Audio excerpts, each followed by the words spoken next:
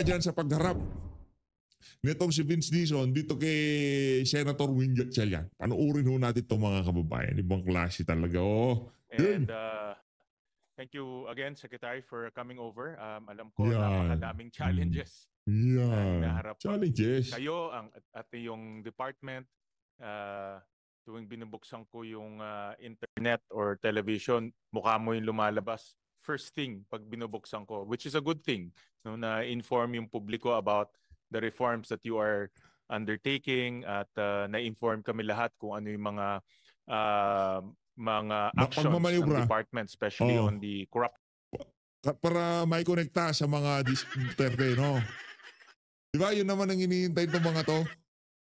That we are facing. Nakatrabaho kita during the pandemic time when you were the testing char of our country, and I know how you work. You work fast, you work efficient, and you work decisive. So, higa nga bubulahin muna kita bago kita uokrayin. Style yan ni Gatchalian Bubula-bulahin muna natin bago natin ukrayin, di ba? I know that you will be able to clean up and reform the Department of Public Works and Highways. It's a big challenge, alam ko. Nakita ko parang dati payat ka na, lalo ka pang pumayat At ngayon dati mukha kang 50 years old, ngayon mukha ka ng 80 years old. Sama ng ugali mo, Brad. Pambira. Nukunukan ng kasama ng ugali nitong si Win Gatchalian. Tinatawag-tawag nyo dyan yung mama tapos okray-okray nyo lang. Huwag naman nung sanang ganyan. Senator Win, given na yon. Sa dami ng problema ng DPWH, anak ng toka, talagang kahit na 18 anyos ilagay mo dyan, magmumukhang 90 anyos. Yan. Buti makapal pa yung buhok nyo, Secretary. Ako? But we're here. Sabay dila na lang ni Vince Sabi siya, pinagtripan ako nitong Gatchalian na to Walang niya ka Sabagay, we're at the same boat, ika nga. Ano yan? Aso ni Marcos Jr. yan. Mga kababayan, ngayong mga panahon na to, laganap ho sa iba't ibang ahensya ng pamahalaan na napakaraming tutaho nitong si Marcos Jr. At dito sa PH Update, binabantayan ho natin ang mga individual na yan para i-remind ang sambayan ng Pilipino sa panahon ng kampanya kung sino yung para talaga sa sambayan ng Pilipino. At itong si Win Gatchalian, anak ng tokwa, para ho yan kay Marcos Jr. Para ho yan sa kanyang political survival. Pangarap mo ba mag-Vice President, Brad? To listen to your budget presentation, of course, the reforms that you are undertaking. Nasabi ko sa mga kasamahan namin dito na 2020, we will not allow the same mistake and the same corruption to happen in 2026. No? And that is our strict rule and mandate come 2026. So we would like to hear from the department the reforms, especially on the budget for 2026. Ano ba yung ginawa natin para hindi na maulit to? And ano pa yung mga reforma na ginawa nyo sa loob ng DPWH para hindi na rin maulit to sa bagong taon. So with that, before I recognize Secretary Dizon, let me acknowledge the presence. Wala na akong maraming knowledge. Acknowledge mo, walang kwenta naman yan. Rekta na ho tayo dito kay ano pa? Anong nangyari dito kay Vince? Sec Vince! Walang niya ka. Masyado ka kasing duwag Masyado ka natakot. Ay baka mabigat yung hawak-hawak ng mga Marcos dito kay Vince Dizon kaya niya tinanggap yung pesto na yan. Marami yung inalukan yan. Yang si Babes Romualdez. Babes Romualdez. Si Babes, ano pangalan nun? Singson, di ba? Babes Romualdez. Si Babes Singson, inalok sa kanya yan. Hindi niya tinanggap. Kasi ano na siya, mukhang nasa 60, 70 years old na siya. Baka pagka tinanggap niya yan, magmukha siyang 200 years old. Wala. Hindi natin, totoo, hindi ko alam kung ano motibasyon. Kahit gaano pa kamahal ang Pilipinas, kahit gusto mo pang tulungan ang sambayan ng Pilipino, anak ng tokwa, kung magdedirekta sa'yo kung paano tatakbo, yung ahensya na yan, hindi natin malaman kung nasa tamang katinuan, wala kang maaayos yan, Brad. Kanya ka talaga. Ito na, si Vince Dizon na. That we are currently undertaking. Let me start with the reforms on ensuring accountability. Yeah, so that is, I think, the first step. We need to make sure, according to the President, paulit-ulit po niyang sinasabi, wala po tayong sisinuhin, wala po tayong sasantuhin. Top to Wala tayong sisinuhin, wala tayong sasantuhin, maliban kay Martin Romualdez at kay Saldico, palakpakan. O yan. Palakpakan ho tayo. Diba? Wala tayong sisinuhin, wala tayong sasantuhin, maliban kay Martin Romualdez at dito kay Saldico. Anak ng toko, kayo nga dyan sa, dyan sa DPWH, di ba? Alam nyo naman, alam mo, Secretary Vince, huwag na tayo maglokohan dito. Di ba? Masyado kayong bottom po ang ating magiging cleansing. And we are doing that right now. Sige Obviously, lang. the first reform Problema yan, Brad. are the filing of cases. That is unprecedented, Mr. Chairman. No, and I think you will see in the next few weeks and months of the sheer volume of cases that are going to be filed against people who are responsible within the department, who are responsible for this really unprecedented anomalies that have been done in the past years. And we are doing this closely with the Independent Commission for Infrastructure and the Office of the Ombudsman and the DOJ. So yan po, meron na po tayong unang case na final sa Ombudsman, 1 buwan na ang nakalipas. Ito po ay pinangako na po ni Ombudsman Boying Remulla, ang ating bagong Ombudsman, na bibilisan na po ito na Yan. ma-file sa Sandigan Bayan. Ito po yung Yan kaso importante. sa First District of Bulacan. May mga susunod pong kaso na ifa-file na rin ngayong linggong ito involving other projects. Pangalawa po doon, yung final ng ICI sa Ombudsman, yung pong kaso sa Oriental Mindoro involving several DPWH personnel and involving contractors such as SunWest Corporation as well as the other companies of the Diskaya. Napaso eh. Napaso ito si Jack Vince. Diba? Mantakin nyo kasi po. Puro ka Diskaya, puro Diskaya. O, dito sa isa na to, mag-ano tayo, sa Sunwest tayo. Yan. Ayos. Sami. Meron din pong mga iba pang ifa-file sa mga susunod na araw ngayong linggo. Ayoko na lang pong pangunahan ng ICI doon, but you will expect those cases to be filed already in the coming days. Apart from filing of cases, we have also instituted a sweeping review of officials within DPWH from top to bottom. We have already issued several show cause orders whenever I think a total of, Yusek Rico, more than 20 show cause orders already for various DPWH personnel across the country. No, iba't iba pong, this is not limited to Bulacan or Luzon. Marami na po tayong in-issue at yan po ay umaandar na ang proseso. Alam niyo naman po, lalo na para sa ating mga opisyales na under civil service, meron po tayong proseso dyan at kailangan po nating sundin ang prosesong yan. At the same time, we are right now in the process of instituting reforms sa ating human resources.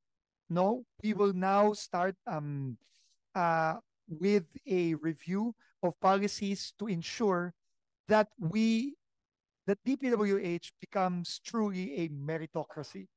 No, at hindi lang ma-appoint dahil kilala si ganito, kilala si ganyan, recommended ni ganito, recommended ni ganyan.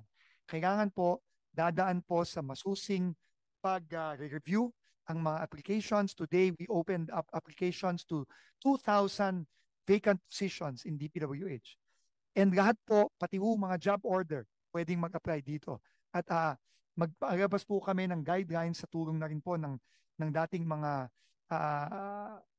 secretaries of the department, si Secretaries Babe Singson at Ping De Jesus. Tinutulungan po nila kami ngayon para magbuo at magbalangkas ng bagong rules on meritocracy. So yan po ang ginagawa po namin ngayon. Yan. Ikalawa po, meron po tayong kinakailangan gawin.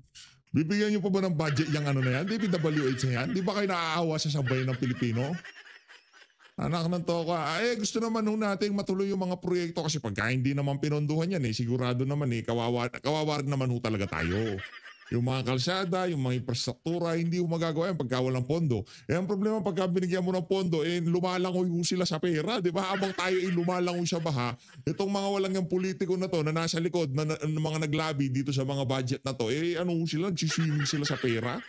Yun ang mahirap dito mga kababayan. Pagka hindi natin binigyan, kawawa Pilipino, di ba? Pagka hindi natin binigyan ng budget, pagka binigyan naman natin, kawawa pa rin Pilipino. Wala ko tayong lulugaran sa mga walang yung magnanakaw na politiko na to. Yan. Sa planning at budgetary reform. Lungkot. At si Undersecretary, bagong talagang Undersecretary Nick Conti, na pumagit po kay former Undersecretary Cabral, yan po ang kanyang trabaho ngayon. Paano natin masisigurado na ang planning at budgetary process ay maayos, transparent, at i-reflect po talaga ang pangangailangan ng ating mga distrito, ng ating mga probinsya, ng ating mga rehiyon. No? We are completely scrapping the formulas that were initially explained to both the Committees on Finance and the Blue Ribbon Committee on allocable and non-allocable. We are scrapping all of that, and we will simplify the formulas and the process by which projects get to the National Expenditure Program. Yan po ay riripasuhin natin completely para sa darating na budget sa 2027. So yan po ay ongoing, hindi po ito madali, hindi po ito mabilis kasi marami pong kailangang ayusin dito, but we are very, very well, we will really welcome po any suggestions that may come from the honorable members of the Committee on Appropriations and the Philippine Senate. Ikatlo po, kailangan po din natin ireforma ang procurement process ng DPWH. No? Kailangan pong ireforma ang procurement dahil dito po nakita natin ang maraming mga pagkukulang at loophole. At Mr. Chairman, if you would allow me to take this opportunity to thank Senator Bam Aquino, because in the Blue Ribbon hearing that I attended personally, siya po ay nagbigay ng napakagandang suggestion na mag-file ng mga kaso laban sa mga kontratista na naging involved sa bid rigging sa Philippine Competition Commission. At yun po ay napakagandang development at ginawa po namin yun agad-agad. We have filed 12 cases with the PCC already, and Mr. Chairman, Senator Bam, we will be filing more. We will be filing more. And ano po yun, it sends a strong message that we will not tolerate bid rigging. Kasi po mabigat po ang parusa na yon. 110 million for first offense at 250 million, up to 250 million for future offenses. So mabigat po yon at hindi po namin tatantanan yan, Mr. Chairman, Senator Bam. But apart from that, we will also institute reforms that will bring about transparency and really I don't think we need to make new laws or new regulations. I think especially now with the passage of RA 12009, the amended Government Procurement Act, everything is already there. We just need to make sure that all these laws, regulations are followed strictly. So we will be doing that as well. Yan po ay kasama po si Undersecretary Conti at yung ating procurement service. At kailangan din po natin ikaapat ng reforma sa implementation and monitoring of projects.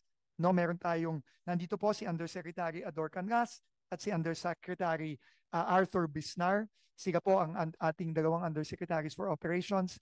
Sila po ngayon ay talagang masusi ng nag-aaral kung paano natin may ensure na may implement ng tama ang mga project at more importantly, mamomonitor ng tama ang mga proyektong to para wala na pong magiging ghost project sa DPWH from now on.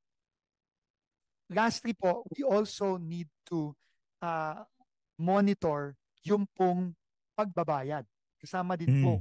No? Kasi marami po tayong nakita dito. Mga project. Wala pa siguro tulog tumama na to. Mulat na mulat no? Pambihira, oo. Tignan nyo naman yung pagmumukha na yan. Dapat, hindi ko alam kung talagang pinuportray mo sarili mo hardworking, kaya kailangan yung mga balbas mo medyo mahaba-haba na ng konti, yung magmukha kang kawawa, grabe naman to si Sheikh Prince, hardworking, ganun ba?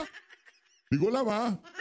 Pero ako, wala naman 5 minutes yung pang-hike. Makakapag-hike ka naman dyan. Pero para magmukhang ika nga, medyo gusot-gusot ang konti ang buhok. Tapos medyo sumisilip na yung mga balbas-balbas. Para ika, style ko yan eh.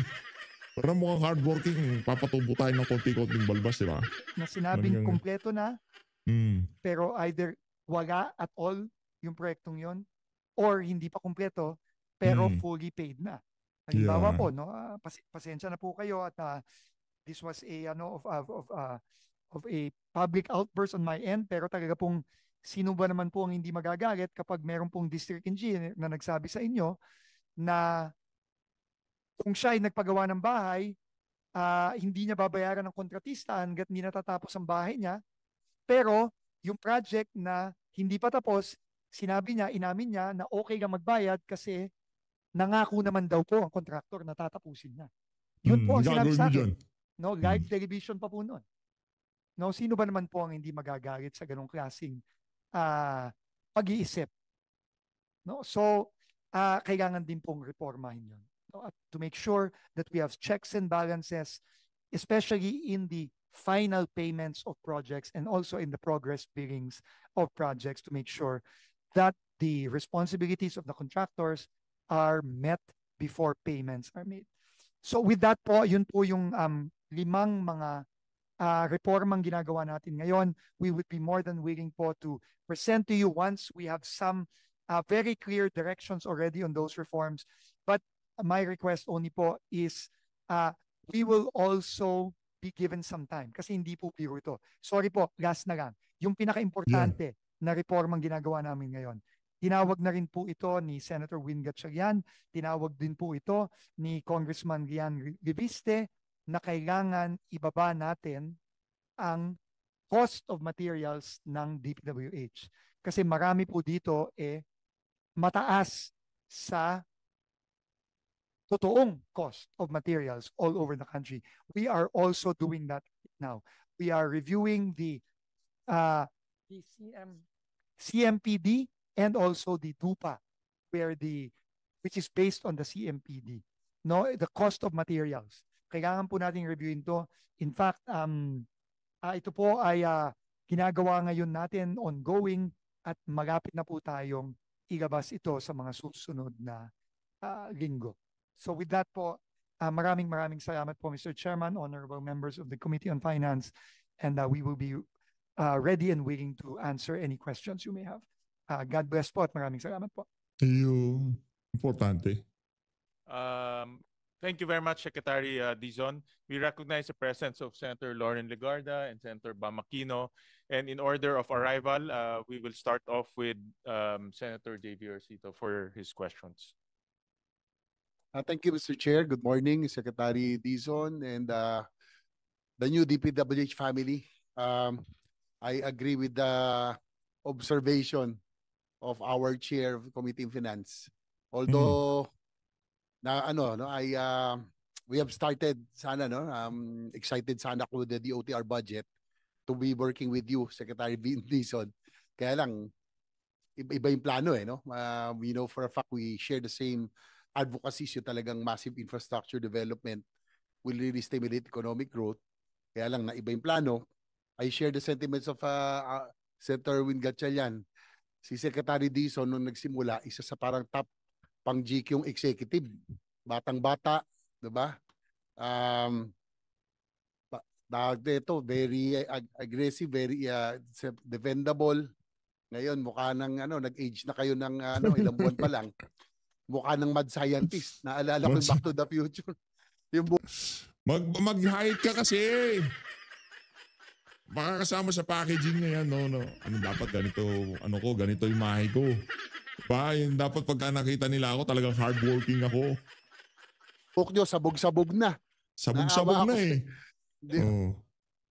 Sabog-sabog na, no? Pero I understand the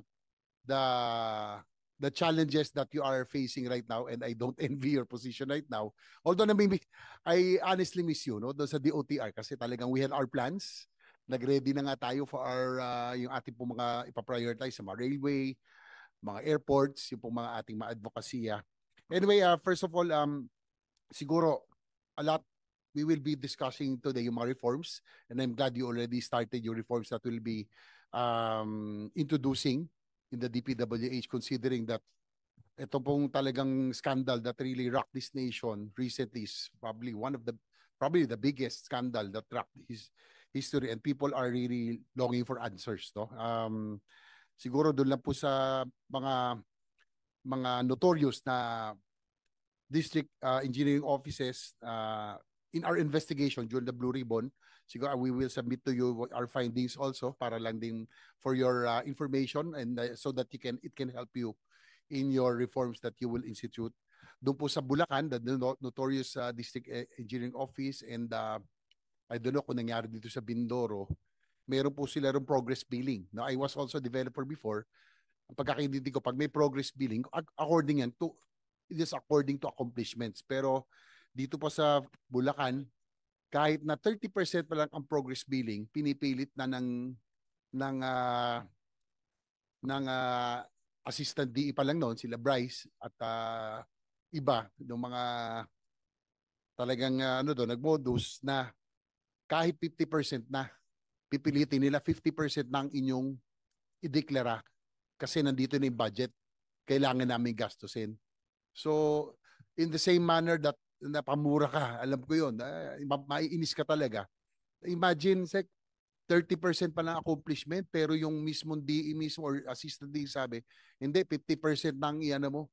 Yung contractor mismo, ang nagkukumahog, paano ko gagawin to?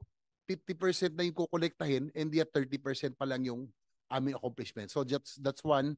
And second, of course, yung borrowing of license, no? You know, we know that that has been notorious. Inamin naman po yan ng maraming some contractors like si Sims, no? Talagang she was really open at pointed to those who sila Bryce and JP Mendoza, who really forced her to lend their licenses. Otherwise, syempre, kung contractor ka, matatakot ka pag kung DE or assistant DE yung humingi, baka hindi ka nabigyan ng project. So those are the things that siguro may iba pa kami ibibigay for the reforms, and I'm sure that my colleagues will also be asking about that. Now, going back doon sa ating pong same advocacy, when you were still DOTR secretary, yung pong lahat ng problema doon sa Central Luzon, I think yung, for example, yung flooding in Central Luzon, every same period for the last 3 years, nagkakaroon po ng hearing dito because of flooding. No? Because Central Luzon is a catch basin, water from Sierra Madre coming down, dapat mailabas ng Manila Bay. No? Ang nangyayari po, with the 350 billion peso budget, Mr. Chair, every year, that's 1 billion peso a day. Ganun po yung budget ng flood control for DPWH. Ang nangyayari siguro, with that budget, all districts would want to have a piece of that budget. So, sa halip na sana, kung masundan na yung master plan for flood control in Central Luzon, siguro with that budget, by now, siguro malaki na improvement. Ang nangyayari po, lahat ng distrito gusto kumuha ng portion of that budget, pinagpira-piraso, nangyari po, patsi-patsi po ang mga flood control projects. Sa halip na floodways, no, massive floodways, spillways, water impounding, dams, and pumping stations ang dapat na ating pong ginagawa. Ang nangyari po, slow protection, river revetment, diba?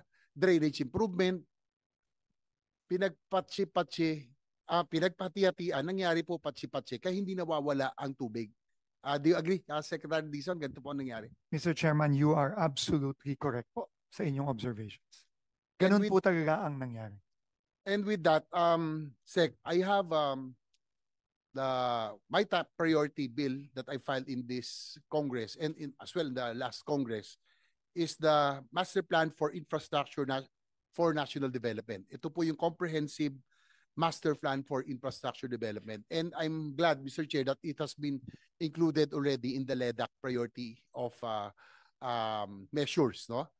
Ang ano po natin dito, those projects that are national in nature, that are national insignificance, for example po, railway system, yung mga main national highways, mga dams, flood control, pag national po, dapat tuloy-tuloy.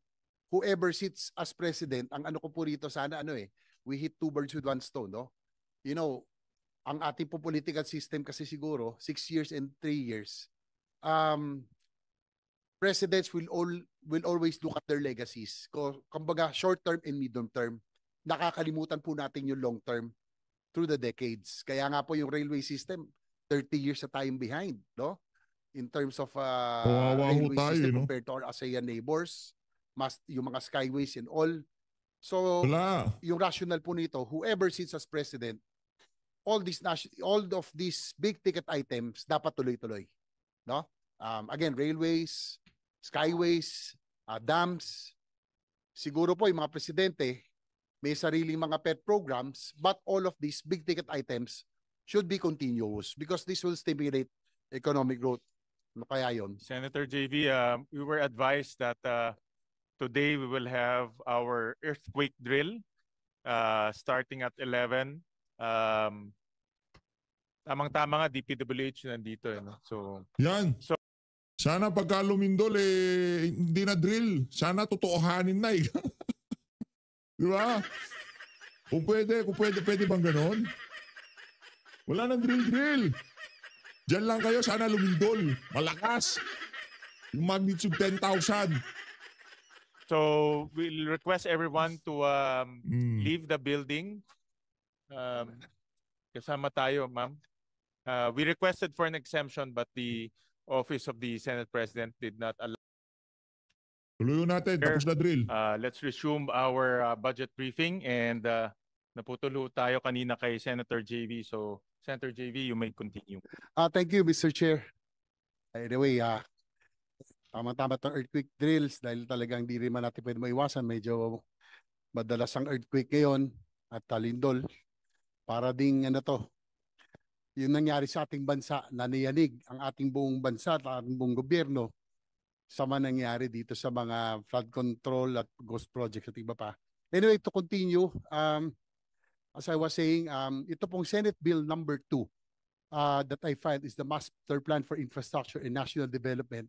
This goes to show the importance of this measure to this representation. Noong 19 Congress, I filed this as Senate Bill number 1. Ngayon, number 2 dahil pangalawa lamang sa universal healthcare. But still, I'm hoping to get the support also of our dear Secretary and the whole DPWH family for the approval of these very important measures. Again, I think we will be hitting two birds with one stone with this measure. Unang-una po, as I was saying, the rationale is that long-term big ticket items, it will span or transcend different administrations. Like railways, for example, 20, 30, 40 years ang planning, studies, execution, and implementation yan. So, long term, mga dams, skyways, at iba pa, it will be part of this master plan. Sabi ko, two birds with one stone. So, magagawa na po natin yung mga infrastructure natin which we were left behind by our ASEAN neighbors with its passage. And at the same time, the second is we will be able to prevent occurrence of such anomalies, no? Yung po mga anomalyang mga proyekto na wala po sa master plan, na basta lamang may proyekto siningit, no? Basta lang kung may mema na may masabi lang ito, may ma-project lang. Ganun na nangyari. Yeah? So, at least all of these big ticket items or projects will now be according to the master plan. So, siguro yung pong proposal, I understand, Secretary, no, the President said that yung 250 billion of the flood control projects, not until you have already established yung pong reforms, will be reallocated, reapportioned to other projects like social welfare programs, AICS, AKAP, TUPAD, and PhilHealth, ako okay po ako ron, lalo sa health. But I think it might be, just Mr. Chair, it might be a good opportunity for us kasi we cannot let naman the next 2 or 3 years that the people will continue to drown. No? Kasi walang flood control projects. They will suffer in the next 2-3 years. Again, it might be a good opportunity for us to rechannel a portion of this 250 billion for the big ticket items. For Central Luzon, for example, floodways, yung mga dams, mga water impounding, spillways, baka pagkakataon naman na magawa na ito. Yung wala na po yung pakialam yung distrito. As I remember, Mr. Chair, we were both members of the House of Representatives. Pag projects that are national in nature, dapat wala na ho pakialam ang distrito as how it used to be.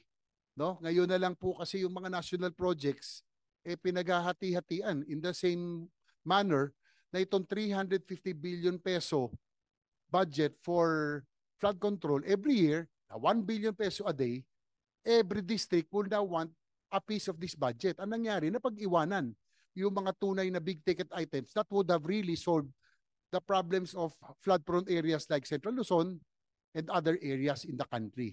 Makikita lang natin yan, Mr. Chair, doon po sa projects na nakakuha ng malalaking flood control projects vis-a-vis those flood-prone areas, talaga mayroong mismatch, no?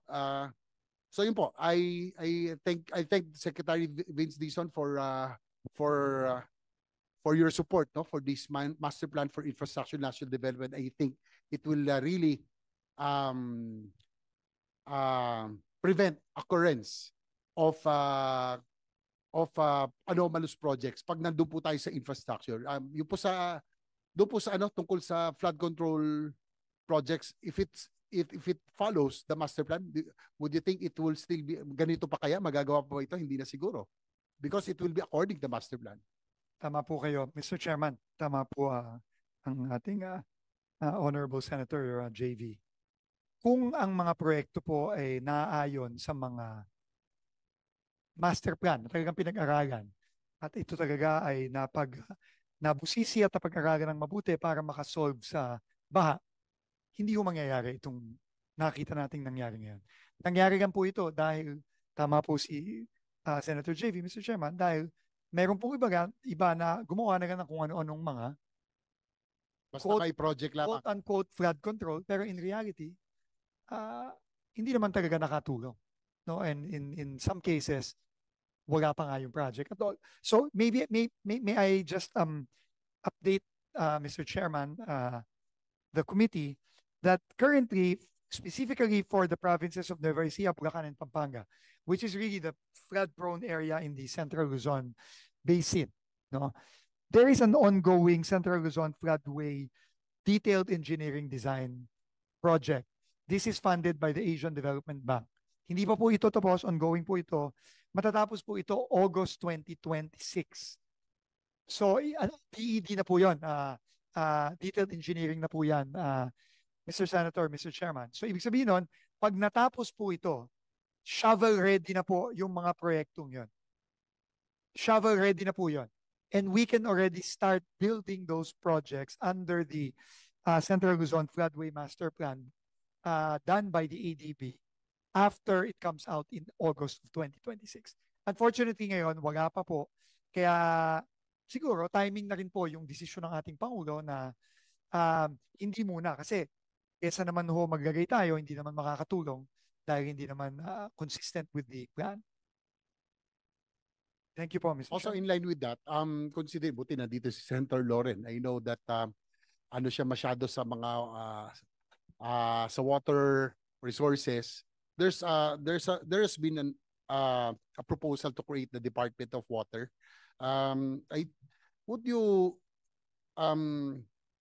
you suggest that halimbawa yung mga dams, spillways, itong mga flood control, it's about time that we really put up all projects for water management under one full-fledged department para at least masyado ng malaki DPWH. Sa laki nga, hindi nyo na po ma-monitor. Kaya nga ho siguro may nakakalusot. So, is it now practical, considering that water is now becoming scarcer every day? Pag tag-ulan, ang dami natin tubig. Pag tag-init, tuyong-tuyo, wala naman tayong tubig. So nasasayang. So with the Department of Water, baka mamaya we can manage our water resources more effectively. No? Yung mga water impounding, yung mga dams, mga flood control na hindi matatapon lamang, iniipon natin. What can you, Secretary Bison, regarding the establishment of the Department of Water, that will be separate from the Department of Public Works? Mr. Chairman, I think the President himself has supported this initiative. I think it is part of several discussions already with Congress and especially in the LEDAC. So, I mean, we fully support this po, no, the creation of a separate Department of Water that will handle this. No, kasi kailangan po talaga, no, very, very important po yung water resources management. And ano po, we will support this 100% po. Thank you for that. Meron akong it may be a parochial concern, pero nangyari po ito sa San Juan. Nandito kaya yung NCR director? Siguro alam niya kasi wala na si Yusek Bernardo, siya po yung kausap ko Opo, rito. meron pong bago lang po itong Bago ating lang. Yung dati wala na rin. Wala na rin po. Siya po ay actually naging subject nung cleansing natin. He's also part of it. Okay. Yes. So may bago po tayong region. Wala na, pinagtatanggal na nitong si Vince kasi yung iba niya mga kasamahan, mga contractor doon eh. Na-booking. Paano pagka hindi na-booking, tuloy-tuloy lang ligaya, ganon. Director, si Joel Limpenko, he came from Region 6, the region po of Nangyari po kasi dito, for the past 3 or 4 budget seasons, actually, noong 19 Congress pa, I was asking for a flood, for a pumping station. Ito na sana yung huling pumping station in San Juan. Yung Batis, ito po yung Batis. San Perfecto, no? 3 budget season, kasi yung flood prone namin, ginaya ito namin sa Dabotas no? Yung kanilang bombastic pump, yung low-lying areas, na wala po yung baha because of the pumping station. It has been effective also in San Juan. But isa na lang po ito na ni-request ko for several budget hearings. Ang nangyayari po, lang po sa amin, si Yusek Bernardo, si Secretary Bonoan, para siguro mapasa lamang, pero pagkatapos, iirata, susulatan ng district office ng congressman, inuutusan siguro ng mayor namin, na iirata. So, yan po ang kapalit, no? Gagawing river revetment, slow protection, drainage improvement, at makikita nyo po, may mga familiar names po. Wow. Si Darcy, hello Darcy, is there again. Di ba? So, anong nangyari po, ilang taon na, parang ganito, that's why I'm bringing this up. If this happens in our districts, ganito rin ang nangyayari sa buong Pangkalatan. Yeah. Hindi po nawawala ang baha, kakaawa po yung aming mga taga San Perfecto at Batis.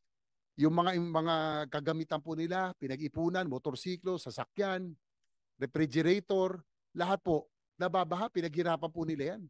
Sabi ko nga kay Secretary Bono at that time, tayo po, magandang natin, hindi tayo nababaha, pero sila pinag-ipunan po nila yan. Yan po, yung mga yung mga ganyang klaseng hinaing yan ganyan naman. Palakpakan nga natin itong si Senator tawag dito Senator JV, di ba? Ganyan dapat, di ba? Yung hinaing ng mga nasa baba, nararamdaman hindi puro proyekto, wala namang kwenta yung mga revetment, slow protection, drainage improvement. Si Director.